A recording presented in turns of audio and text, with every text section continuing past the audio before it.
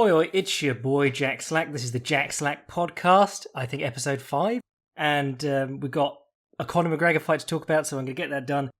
Please bear with me because I am slotting this in between my wife's calls in the office.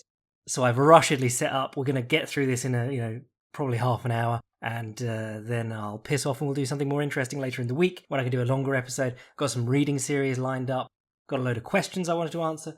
But today we're going to focus on the shit that's going on now, because there's an awful lot of bad takes out there. I thought I'd add mine to the pile. I'll hopefully give you a bit more of a reason to take, but yes, Conor McGregor, Dustin Poirier. If you've not seen the internet in the last couple of days, Dustin Poirier won, knocked Conor McGregor out in round 2. First person to knock Conor McGregor out in MMA. First person to sort of emphatically knock Conor McGregor out, because Mayweather did, but it was a TKO by tiring him out, basically. It was a pretty safe performance by Mayweather. I can't remember if Conor was ever off his feet in that one. But, I don't want to get into the whole never been finished stuff, because there were people coming out being like, well, Nate Diaz has never been finished. And you're like, what the fuck are you talking about? I'm all for forgetting Josh Thompson exists, but not at the expense of forgetting that brilliant high kick. So if you've not, if you're a Patreon boy and you've not checked out the article yet, again, the articles are normally out on Mondays after fights, and it just gives me a way to put my thoughts down more clearly, put in diagrams, things like that, link to other articles where I've talked about the principles I'm talking about. And it's just a much more tidy way of reading or listening to, because I put in an audio track, my thoughts on the fight. But informally here, we're going to chat it through. Everyone's obsessed with the calf kick. We're going to talk about the calf kick because it's important. But number one thing, go back. If you've got the fight, pull it up. But don't do it illegally, because, Dana's caught a streamer. He's just not told us. There's just been no news on it, that's all. Go back and get the fight up. First 10 seconds, you see the punch that ends the fight, and really the reason that Poirier was able to knock him out. And he throws out the jab, he leans back, and he throws a counter right hook as McGregor leans in with his left straight. And this is a habit that Conor McGregor's had for a while, and we were talking about it before the Mayweather fight. I thought Mayweather might punish him for it, but he actually got off pretty scot-free for doing it against Mayweather. Mayweather obviously beat him, but didn't seem to care that much about this, which is weird, because it's something that every boxing coach in the world will be like, that'll get you knocked out immediately. And it's that leaning left hand, and it's only become more pronounced as he's gone on. And I used to think that maybe it was to keep his hips back, but it's also to get a little bit of extra range. If you watch those ones where he really throws long and leans his shoulders forward of his hips against Eddie Alvarez, he catches him right on the end of his reach, and Alvarez clearly thinks that he's out of range when he gets hit. But he did it against Nate Diaz too. He was leaning heavily in that fight, and Nate Diaz was able to slap him and check hook him, or counter right hook him. And that was part of the interest of this Southpaw versus Southpaw matchup. I said a lot in the previous podcast. I was saying, the interesting thing is that they don't fight a lot of Southpaws, either of them. And who's going to have the better jab, who's going to have the better lead hook. The interesting thing about Poirier, of course, is that he's right-handed. Conor McGregor is a left-handed Southpaw, does all his best work with his left hand. Dustin Poirier is a bit of a gimmicky Southpaw, if anything. He throws his left straight to shift, and then throws his right hand orthodox, and he's right-handed, so he lands that, and that's his power blow a lot of the time. But he also has a neat little counter right hook that he was catching Max with, and if you're catching Max with counter right hooks, you're pretty good. So that was part of the intrigue coming into this fight. But really, without quoting the article, what I said was this fight basically put down what I've had a lot of trouble trying to articulate to people, which is, you want to tell people how much better Dustin's got on defense, and how he's using his elbows and his shoulders and his the top of his head, and he's seeing punches coming more, and he's got a lot sharper. But you don't want to portray him as like a defensive genius, because everyone will then go, well, he got hit by so-and-so, so-and-so, and so-and-so. And you're like, yeah, he did. No, I'm not saying he's a defensive genius. I'm saying he's got a lot better. And what you saw in this fight was that he has made himself comfortable under fire, and it really paid dividends. In the first fight against McGregor, he's covering up every time McGregor... they're taking turns, basically. Dustin Poirier's going, I'm going to run in with my loopy shit, and then I'm going to cover up on his turn, and then I'm going to run in with my loopy shit again. And this fight was much more... when Poirier's leading, he's watching for returns. When McGregor's leading, Poirier's letting him come in and looking for things. There was there's a moment near the end of round 1. Well, there only one round went to conclusion, but near the end of round 1, Poirier is using his shoulder roll and dropping away and pulling McGregor's left hand out. and he does it twice, and he doesn't quite catch him, and then he gets hit with the third one, and he gets blasted in the face with a left straight, but he's leaning back, he's leaning back into it and he rolls with it, and it's because he can see it coming. His hands are lower, he's letting McGregor punch at him, but he's nowhere near as affected as when he was covering up, burying his head, not looking at McGregor, and McGregor sneaking punches around the side in their first fight. And that's, 7 years of being in the gym and practicing, and you could probably say maybe the less weight cut helps him with taking blows, but seeing blows coming is a huge part. And the truth is, Dustin Poirier has just got a lot more comfortable under fire, and you could see that throughout this fight. He's throwing and he's trying to get McGregor coming back at him, trying to time McGregor as he's coming back. It's a give and take. It's a back and forth. It's there was always something that Shigeru Igami, who was this weird mystic karate dude, he used to train with Funakoshi, and like when the JKA broke off and did their own thing, he broke off and was like a weird spiritual cult leader, and he went batshit. I'm not advocating all the stuff that he taught, but he used to say that people confuse fighting and sparring as like you throw your shit, they throw their shit. Obviously, he didn't say that, but really it's a relationship between two people.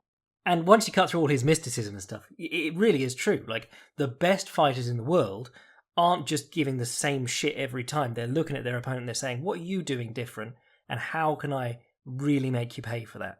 Or how can I draw you onto the shit that I do every time? How can I make you eat my best punches? And that is what you got in this fight. It was like night and day. Dustin Poirier was doing his usual shit in the first fight and covering up on the return. In this fight, he's trying to get McGregor to walk onto his blows. So the check hook was really good. We talked about the shift, and I said, I don't know how well that's going to work, because he throws his left straight, jabs through into an orthodox stance, and then throws his overhand right. And against orthodox opponents, that puts his head outside their lead arm, so he can tuck down behind his shoulder and bisect them with his lead shoulder. So he's moving into a good boxing position behind his lead shoulder, even though it's goofy as hell and he leads with his head. But against the southpaw, the side where he's got his low hand and he's hanging his head out is that open side where McGregor's left-hand counter comes through. Excuse me, sip of tea. Might not even cut that out because I'm in a hurry. I was concerned about that open side counter when he starts to shift. And you saw when he did shift, the first time he did the shift, he threw a big looping left hand and stepped through, and McGregor threw the left-hand counter knowing that, obviously had watched Dustin do that shift and hurt a dozen people with it over the last 7 years. And he throws his left-hand counter, and Dustin ducked under it and took him down. He used the expectation of the shift to duck in and hit his hips, and then he hit a little outside trip. It wasn't a double leg. It was like TJ Dillashaw likes to do. Genki Sudo used to do it too. You get the double leg, and then you trip him over the outside hook. And then he didn't really shift much for the rest of the fight. And when he did, it tended to be to make McGregor move or make McGregor react. He didn't really commit to the shift and then the big swing. Except once, and McGregor was sort of like thrown off by the previous 3 or 4 attempts and just backed up, didn't try and counter him. The groundwork was interesting because, while Dustin spent all this time getting better on the feet, he was a black belt in jiu-jitsu, I think, quite early in his UFC run, but basically all he had was the DARS. Nowadays, you see him taking people down a lot more, going back to Joe Duffy, Anthony Pettis. He's always been good at those short little takedowns that are just well timed. He got McGregor down easier than Khabib did the first time because he's not Khabib. If you're fighting Khabib, you're going to be fighting tooth and nail to stay standing. If you're fighting Dustin Poirier, you've got to worry about him knocking your head off, and you're not really thinking about the fact that he might just duck in on a short takedown. But then you got a lot of the same positions against. That Khabib used against both of them. And this links back to what I was talking about, while McGregor's been an overshadowing figure in MMA for the last 5 years, he's not really been here, and the game's been changed a lot. You've got all of the fence wrestling, sitting on the ankles, folding people down on that far wrist, Dagestani handcuff, whatever you want to call it, all the hand trapping on the ground, all that shit, fairly new. People are now copying it because Khabib was doing it and Khabib became the best guy. They weren't really copying it that much when Khabib wasn't the top guy. And then you got the calf kick, obviously, which we'll talk about later. But it was interesting to see Dustin using a lot of the stuff that Khabib used against both of them, trying to do it on the floor. McGregor's wall walk looked good because, obviously, Dustin Poirier trains in the best wall walking academy in the sport right now, ATT. Consider what they did with Kyoji Horiguchi. He can wall walk on fucking ropes, man. He's a JMMA messiah. But for McGregor to get up quite easily was impressive too. It's like the Khabib thing. He was getting up. you will get up eventually because the wall walk is such a strong technique. The problem is breaking off. And their clinch fighting was interesting. I was saying that I'm disappointed pubs aren't open because you would see so many dudes just trying to start fights from kissing range to shoulder butt each other. And I was reminded of Jim Driscoll wrote a book about, I think it was called Outfighting or something like that. He wrote like a whole series of books. But he used to complain that one fighter became quite successful in England and he got famous for kidney punching, which was illegal I believe in England and America, but not in Europe. And then they changed the rules, obviously, later. Kidney punching is pretty much illegal everywhere now. But Driscoll said that, like, this guy was a great boxer in his own right, but people just looked at the kidney punch and were like, well, that's what he's doing. And he said for the next, 2 years, any bout he was invited to or like night of fights that he was invited to attend as like an honoured guest was just two lads falling into a clinch and hammering each other in the kidney. And I think the shoulder butt could become that. But the shoulder butt, like the way McGregor does it is actually pretty cool. If you watch, because Poirier was trying to hit him back with him, but obviously McGregor's was a nicer connection each time. And the way that he does it is off the head post. And the head post is, when you're pushing the person back to the fence or they're coming off the fence towards you in the clinch, you get your head pointed so that like the top of your head or your forehead is on their temple or in their ear or in their jaw. So that you're turning their head away, you're creating space between your chests with your head. And that's where you can start kneeing people. It's where you can start elbowing people. Leon Edwards murks people from this position.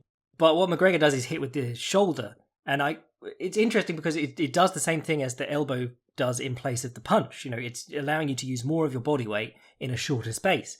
And the thing that I really liked about it is that obviously the issue for McGregor is losing the underhooks. Once you've got the underhooks, or an underhook, you can start turning off the fence in that direction. And obviously, if you head post and you elbow and you miss, you've given the guy the underhook on that side and he's just going to turn you around. But if you shoulder butt, you can keep your elbow tight and you can often just dig the underhook again. So he doesn't give much up to land a really good blow. So while I am saying don't please everyone use this, I am saying please everyone use this. But there were some interesting sequences, like Dustin was trying to do the Khabib stuff along the fence, and then he was trying to link his arms, and McGregor was holding his arm off. McGregor was using like an upside down wrist grip, so he's like, if you're giving a thumbs down but turn it around the other way, that's how his wrist was, and he was managing to hold off Poirier's wrist with one hand like that, which was impressive. And then Poirier was going to switch to the single grip, underneath the crotch and lift, and that's what Khabib did against both of them. Both of them knew to fight the hands, not let him lock them, and both times he freed a hand just long enough to punch it between their legs and pick them up and then kick out their standing leg. And you could hear Kavanagh saying, watch out, he's going to switch to that. And McGregor did well dealing with that. And it really does remind you of the physicality of Khabib, because basically he rips his hand free, punches it through for a second, and then deadlifts dudes and tries to kick them out while basically holding them up on one leg. But the fight returns to the feet. Low kicks start coming in, and really, this is I concluded the article with Poirier's advantage in this fight was that he's been here. He has had fights. He learned to box since McGregor left. He wasn't a very good boxer when he fought McGregor. But he has since had fights where he's been kicked in the legs while trying to box. And it's becoming a common feature for everyone. I'm always talking about it now, like Max K to Calvin Holloway. Calvin Holloway is a great model name. Calvin K to Max Holloway. Just about everyone who does well with their jab and boxes in has been stumped by the low kick at some point. Paulo Costa got stumped by Izzy with the low kick. The counter low kick is a huge part of the game now, particularly the low kick. And Dustin Poirier had that. He fought Jim Miller, and Jim Miller chopped his legs up while he was walking in. McGregor hasn't really had a lot of that. No one really kicked his legs in his run to begin with, which he always said was interesting because of his long stance and his reliance on movement. But by keeping people on the back foot a lot of the time, he was able to stop them from kicking his legs. And that's where, Poirier's takedowns and counter right hook dissipated some of the pressure so that he could kick more freely. But also you will see guys kicking while backing up now because they're timing the step. And the important thing was going below the knee for a lot of these kicks. And if you want to see the difference, a lot of McGregor's dealing with kicks is going straight up the centre with the left straight so that you don't want to kick him. If you step into a low kick or into the opponent's low kick and you bend your knee into it and they're aiming for the thigh, it will ride up into your hip. And you have their foot and you have them on one leg and you're inside their leg and you're punching them or taking them down. You know, if you watch when you kick below the knee, it's a couple of inches difference, but your leg will not ride up because you're below the knee. There's the knee stopping it, and also like you'd notice the angle of the lower leg versus the angle of the upper leg. It's not going to ride up into the hip. So if you want to catch that kick, you have to reach forward and pick it up. And if you watch, like we already talked about how McGregor leans a lot on his punches, and that was opening him up to the check hook to begin with.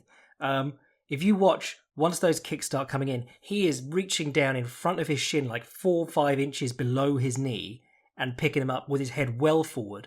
And when he gets it, the foot's between him and Poirier. It's not like he's caught it in his hip, where you can just run up the middle. He's basically holding Poirier's leg up, and Poirier's whole leg is between him and McGregor. So he can't really step in with punches that well either. So he's really lunging to punch. And watch those few kicks and him catching them. He throws himself... His shoulders are normally forward of his hips when he punches, but he's so far forward and so heavy on the lead leg once he's throwing back on those kicks. It's ridiculous. And then the end comes as Poirier tries to time him with a kick coming in. It actually catches him high, doesn't catch him below the knee, but McGregor's leaning so far forward, throwing the left hand, and then he comes back, and Poirier throws the hook again as he comes down off the low kick. You know, Andy Risty stuff. Demetrius Johnson did it. Gohan Saki. It's such a good move. Kick the leg. Good fighters will try and get one back. You know, it's the classic. Don't let them have the low kick for free. If you kick the leg, you are walking the guy on to the counter as your foot comes back down. And that was the one that did it. The counter right hook coming down off the kick. Because McGregor's pushing in so intently, he leans so far over his lean leg to throw the left hand. He comes back with like a weird right uppercut. He'd been caught with the same counter on the same uppercut in the first round. And that stunned him. He turned onto the fence, covered up. Poirier just swarmed on him. And everyone's talking about the calf kick, and everyone's talking about like the power of Poirier when he was swinging along the fence. But very few people talk about the check hook, or the counter right hook. Not really a check hook. You know, it's really semantics what you consider a check hook. But the counter right hook was what did it. And it was an issue against Nate Diaz too. Those long leaning left hands. When you're dealing with that long range rear shoulder, like quick draw fight that the Southpaw versus Orthodox matchup is, not such an issue. But when the guy's right shoulder is so close to you and you're throwing those long leaning left hands, he can just slap you with that right hook before you get back with your right hook of your own because you're so far over that lead leg. Now, that's not me saying like, oh, McGregor has always been flawed and this always would have happened. This is me saying Dustin Poirier had a very useful weapon for this fight, and he found his openings perfectly. And even if he hadn't, he was doing other things to make stuff happen. You know, he was using the takedowns. He was using the calf kicks. I thought he just looked spectacular in this fight. I don't want to say that Conor didn't look good, because that's where people are jipping Dustin out of praise. You know, you'll be like, no, Conor wasn't himself. I've seen so many shitty op-eds in the last few days being like, is Conor McGregor done? Was Conor McGregor motivated? Did he cash out with the Mayweather fight? And you're like, well, if you don't think he's motivated, why is he here? You know, he has enough money to live an opulent, not even a comfortable lifestyle, an opulent lifestyle for the next however many years for him and his kids and his wife. Are they married now? For him and Dee, whatever. Whether you think he just loves media attention like Floyd, you know, he's just a media whore and he can't get away from it, or whether you think he loves fighting, the guy's here because he wants to be here. He's not here just to make tons of money because he's got tons of money. If you put even a fraction of what he earned from that Mayweather debacle into an index fund, you know, you would live happily off that for a very long time, possibly ever. Plus, apparently his whiskey is doing really well. I say apparently because I have basically, up until this fight, I had stopped caring about Conor McGregor. I wrote the book on Conor McGregor without sounding too dickheadish. No, I wrote a book on Conor McGregor, and to do that, I had to study like every minute of his media personality and I just don't care. You know, when he gets in the ring, you remember what a fantastic fighter he is and why people cared so much. But all of the extra stuff, I just got so tired of. But by Notorious, that's what I'm saying. No, the line about him being unmotivated or whatever, or looking off, or not fighting his usual way, just, you know, nonsense. I mean, there was some stuff that wasn't there that used to be there. But if you watch McGregor's run through the division, he changed from fight to fight. The left hand's always been the constant feature. You know, he'd do weird stuff with his lead hand from time to time. He'd throw kicks and they'd change from fight to fight. The things that really were missing in this fight were like the left straight kick to the body, the front kick, and the left high kick. But again, against another southpaw, those aren't really as useful weapons. You're not kicking into the open side each time. You'd want to be kicking with your right leg, which would be like step-up kicks, and he doesn't do a lot of that. There wasn't actually, to be fair, like he had a lot of trouble with the low kicks, but he was trying to counter them by picking them up and running through. But one time he tried to wheel kick at the same time, like Taekwondo style. You turn as they throw their kick and you wheel kick them in the face. And it was really cool. The thing that got Dustin away from it was that he was just faking. He feinted his hip and McGregor span into this wheel kick. And I was like, wow, that would have been very cool if it landed. But luckily, Dustin is a crafty motherfucker. So terrific fight. I mean, I've rambled about that for 20 minutes. The rest of this card was largely bollocks. Do go read the article because, again, a lot more detailed, a lot more put together, and examples of what I mean. But a couple of the things that stood out for me on this card. Michael Chandler versus Dan Hooker. I've got to give Michael Chandler some praise. In fairness, I want to start by giving him the praise because I am going to say some stuff that people will then be like, well, you've always hated and you'll never give him a fair shake. No, I thought a lot of what Dan Hooker was doing, like the things that always existed in Michael Chandler, like that very long stance where his lead leg is very kickable and will go across his body if you hit it below the knee and hit it well, like Brent Primus did. Primus? That still existed. He was having trouble cutting the ring to begin with, but then he timed a really nice shift and caught Hooker on the end of a shifting left hook. And that tied in with the Benson Henderson. He shifted to southpaw and hit him with a left straight to finish that fight. So, and then I was thinking about this, and I was like, well, of course he won because he wasn't the favourite. Bellator finished the year and possibly forever. They've not come back. They've not announced an event yet. Their website still says January 1st, TBA versus TBA. But they finished their 2020 with an 18-0 win streak for favourites on their cards. This is from a Mike Bone article on MMA Junkie. Go look at the stats because some of them are hilarious. But 18-0, the favourites went in that run. I mean, on this card, on the main card of this pay-per-view for the UFC, favourites went 2-4. And if you remember, the last event, a load of favourites got knocked out. If you make good matchups, crazy shit happens. But it's an art what Scott Coker does, making his favourites win all the time. But the one man who was always throwing off the average was Michael Chandler. He can only lose when he's the prohibitive favourite. So I was going to make jokes about that. And then I realised that we're in literally the same position that Charles Oliveira is. Charles Oliveira had a lot of losses that he shouldn't have. But now, after that Kevin Lee fight, people were like, oh, well, before and after that Kevin Lee fight, people were like, well, he's a choke artist, he'll fuck it up eventually. I think he got lucky there where Kevin Lee gasses out, blah, blah, blah. And I was going, come on, he's changed a lot over the years, you can see this, blah, blah, blah. I am going to extend Michael Chandler the same courtesy. I think, good for him if he keeps getting better. The things that have always let him down are good counterfighters. Also, his defense is very look at the punch coming, pull my head away. He doesn't have just head movement. He only moves his head when he sees punches coming. So when he slows down, he gets a lot more hittable, like the second Eddie fight, but again, years ago. And then the other thing that really bothers me about him is that he'll swing to kill people through the first round, and then he'll just take people down and lay on them in closed guard along the fence for the once he gets tired. And that works against people like Goti Yamauchi, who will just play guard and doesn't know how to wall walk, or Brent Primus. But I'm very interested to see how that works against top level fighters. But people shifting with left hands, it's hard for me to stay angry at them. I was only angry at him about the fact that he just kept saying he's the worst matchup for Khabib while renegotiating to fight like Brent Primus. Though I will say there have been the opposite kind of takes as well. I've seen people saying, literally, go check my Twitter because there was a dude being like, I think Michael Chandler might actually be the new Khabib, but with power now. And I was like, have you ever watched a fucking Michael Chandler fight? The thing that has always been annoying about Michael Chandler is that when he does use his wrestling and take people down, he's got this brilliant coach, Neil Melanson, who has tons of great ideas, combines traditional wrestling with the submission game, has amazing instructionals available on BJJ Fanatics, terrific guy, and his top student's Michael Chandler, and Michael Chandler doesn't do anything. He just sort of lays on dudes from close guard. With the exception of this fight where he knocked Hooker down and he immediately went to the front headlock and started looking for something to finish, which was cool. But then he just stood up and hit him again instead.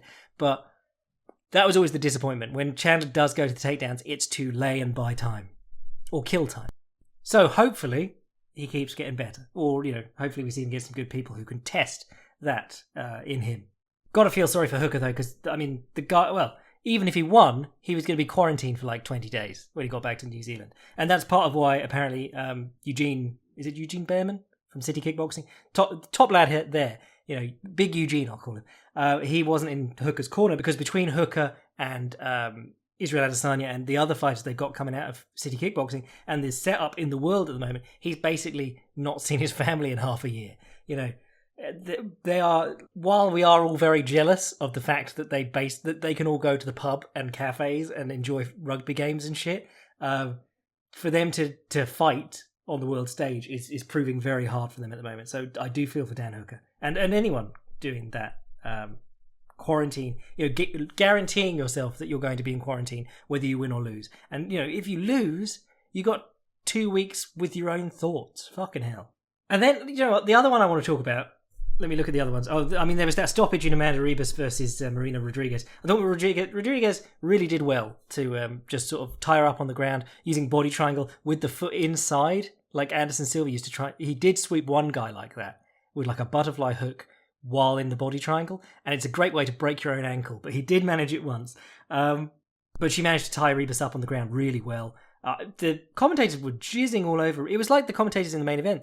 They're talking all about Conor while the replay is cutting off. Like they showed 4 highlights from the first round that were all Conor, and then they showed the start of a 5th where he eats the check hook and they cut it off. And then DC and Paul Felder are just like, isn't he brilliant? Isn't he brilliant? And he's a world-class boxer too. But anyway, that stoppage between Rodriguez and Rebus was pretty bad, I thought. You can be like he didn't touch them, but he was like, how close are you allowed to get to the fighter without absorbing some of the blame there? I mean, Herb Dean's not been the gold standard for a long time. The gold standard is my boy Jason Herzog, the official... this is the first time we called him the official referee of the Jack Slack podcast, but he is. Sarukian versus Frivola I watched, but I can't remember a lot of. I was going to talk about Joanne Calderwood versus Jessica Rai, because I thought this was really good. Not due to Jessica Rai, but due to Joanne Calderwood. She's very good with her elbows and her knees, and she's very good from the collar tie. And this was one of the first fights that I've seen her really leaning on that a lot. You see it in bits of her other fights, but she really went heavy on it this time. And one of the ways she was doing it was she was doing like the Frankie Edgar single leg entry. Sometimes he posts on the lead shoulder, sometimes he goes for the collar tie, but he ducks down, he catches behind the lead knee and pushes the opponent back, and it lightens that lead leg, and then he's up in the single. And it's a beautiful takedown, and it's very low commitment and low effort, and it mixes well with the jab too, so it works really well for Frankie because he's got all those body jabs and level changes. But she's going in, she's doing that and letting maybe she's trying to pick the leg up, but steps her leg back, and Calderwood will just lean on the collar tie instead and start hitting her.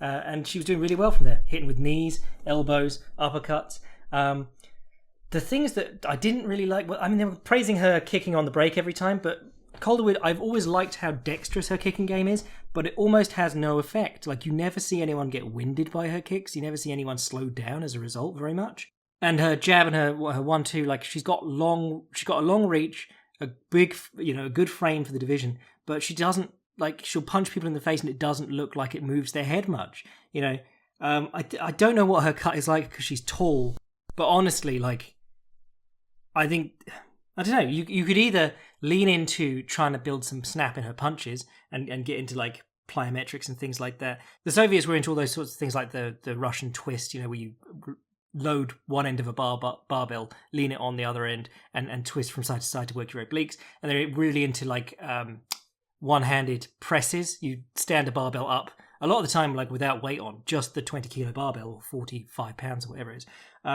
And you drop it down to your shoulder in your stance, and then you punch it up to the ceiling again, and then you drop it down to your shoulder, standing on one end. So you're just tilting it really back and forward.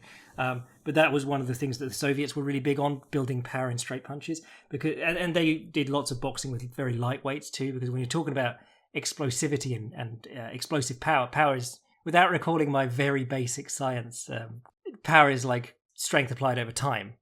In an athletic sense, isn't it? So it's how much you can recruit very quickly. So it's always about small weights and moving them fast.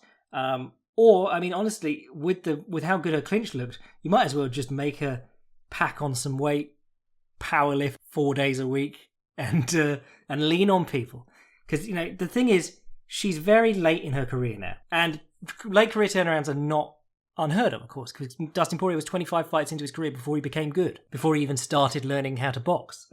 But what I mean is there's not a lot of people in that weight class. She's just won a big fight in that weight class. She's going to be up against Valentina very soon. So you've either got to say, what have we got now and what can we do before then? And I think, honestly, bulk her up, do a horrible weight cut, lean on Shevchenko as much as possible because she looked really good there. What else was worth noting? I mean, Juliana Pena won a fight, which was disappointing, but she then called out Amanda Nunes, and Amanda Nunes dunked on her by drawing attention to the fact that she's got 2 belts and no one in either weight class. Khalil Roundtree lost. I was going to win so much money on this. I bet on the guy fighting Khalil Roundtree because I was like, Khalil Roundtree always will find a way to fuck up. And I bet on, I think it was the 2 favourites in the main and the co-main. So the favourites let me down. I was right on my pick of who will fuck up against a massive underdog. But then the only other thing that worth noting is like Brad Tavares versus Shoeface. I said this on the podcast. I was like, Brad Tavares had like an 89% takedown defense rate. And, you know, he kind of flies under the radar a lot because he's not always the most exciting and he's not always picking up wins. You know, he's getting the occasional loss. And of course, recently, well, not recently, but fairly recently lost to Izzy. But the man is very hard to take down. And that's not just being fucking strong. That's having incredible balance. Because the first takedown that Shoeface went for, it's not like Shoeface is shit at takedowns either. First takedown, he gets the single, he gets it up to the shoulder immediately. Which is, you know, that's a process.